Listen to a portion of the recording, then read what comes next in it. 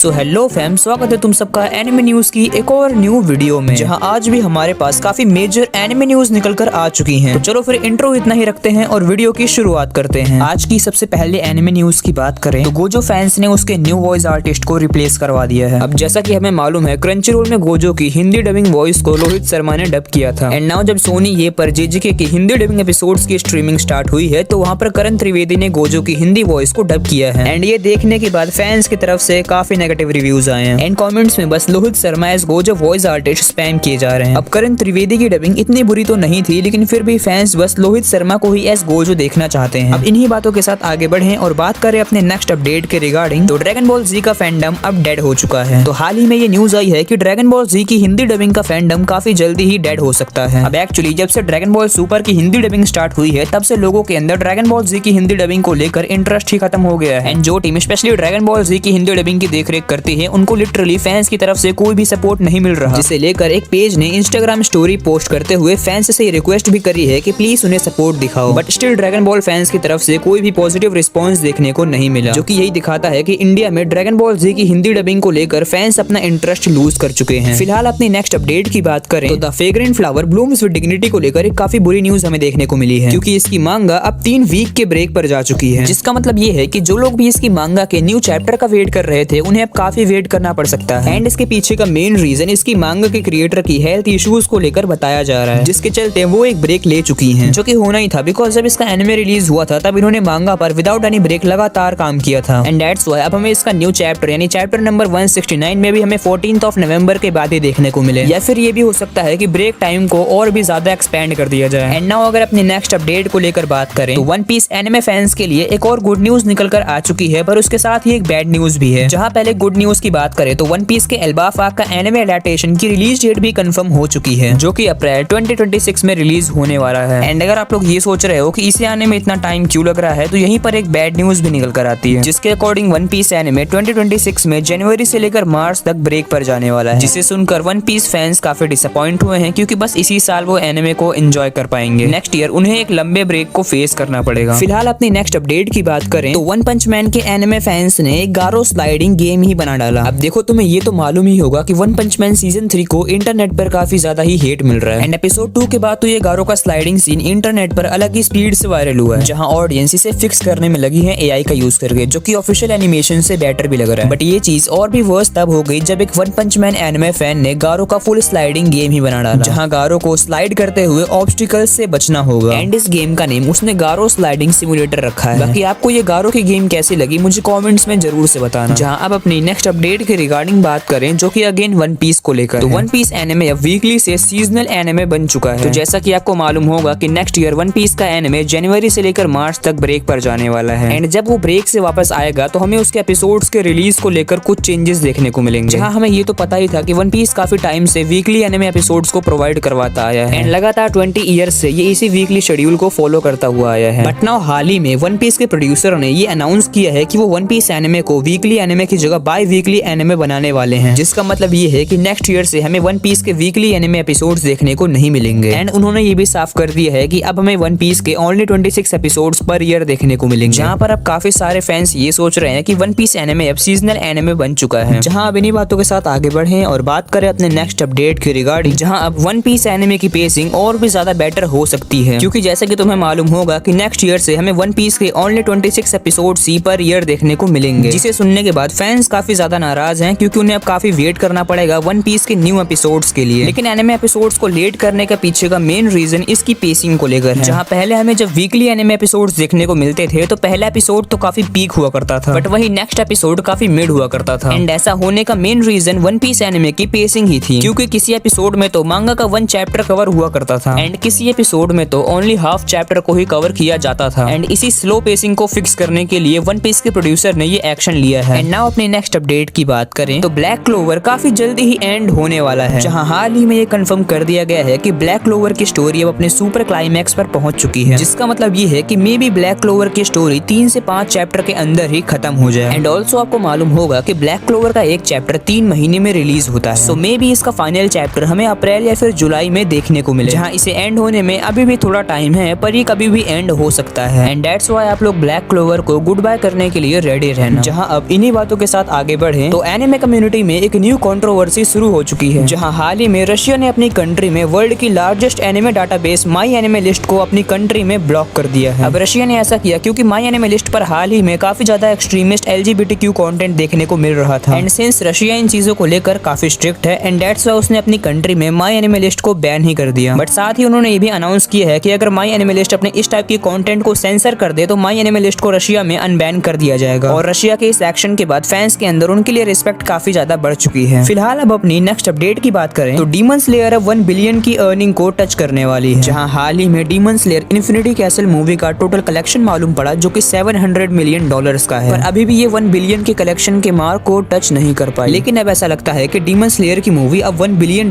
के कलेक्शन को टच कर सकती है, क्योंकि ये ऑफिशियली कंफर्म हो चुका है कि डीमन स्लेयर की इन्फिनिटी कैसल मूवी फाइनली अब जाकर चाइना में रिलीज होने वाली है। एंड अगर कोई मूवी चाइना में रिलीज होती है तो वो अच्छा खासा रेवेन्यू जनरेट करती है। सो मे बी डीमन स्लेयर अब 1 बिलियन के कलेक्शन को टच कर पाए। एंड नाउ अपनी नेक्स्ट अपडेट की बात करें तो वन पंच मैन सीजन 3 का एपिसोड 4 हाल ही में रिलीज हुआ था। एंड एपिसोड रिलीज होते ही ऑडियंस की कंप्लेंट्स चालू हो चुकी हैं, जहां पर फैंस ये कंप्लेंट कर रहे हैं कि वन पंच मैन एक ऐसा एनिमे बन चुका है जिसका ट्रेलर उसके एनिमे एपिसोड से भी ज्यादा अच्छा है। एंड ट्रेलर के इस पर्टिकुलर सीन को एपिसोड में पता नहीं क्यों ब्लूइश कर दिया गया है एंड फैंस को ये भी पसंद नहीं आया। जहां मैं अगर अपना पर्सनल ओपिनियन दूं तो मुझे ये एपिसोड पहले से काफी बेटर लगा, पर अब चाहे वो कितना भी अच्छा एपिसोड क्यों ना बना ले, इनकी इमेज इतनी ज्यादा खराब हो चुकी है एनिमे फैंडम में, जिसके चलते इन्हें हेट मिलेगा ही मिलेगा। एंड इसका रिजल्ट हमें IMDb के ऊपर देखने को भी मिला, जहां इसको 5.8 की रेटिंग्स मिली हैं, जबकि ये एपिसोड काफी बेटर था पहले से। बाकी आज की इस वाली वीडियो को यहीं पर एंड करते हैं। एंड अगर आप लोगों ने वीडियो को यहाँ तक देख लिया है तो वीडियो को लाइक जरूर से करना। एंड अगर चैनल पे नए हो तो चैनल को सब्सक्राइब भी जरूर से करना। बाकी मैं मिलता हूँ आपसे किसी और न्यू ऐसी वीडियो में, तब तक के लिए गुड बाय, पीस आउट।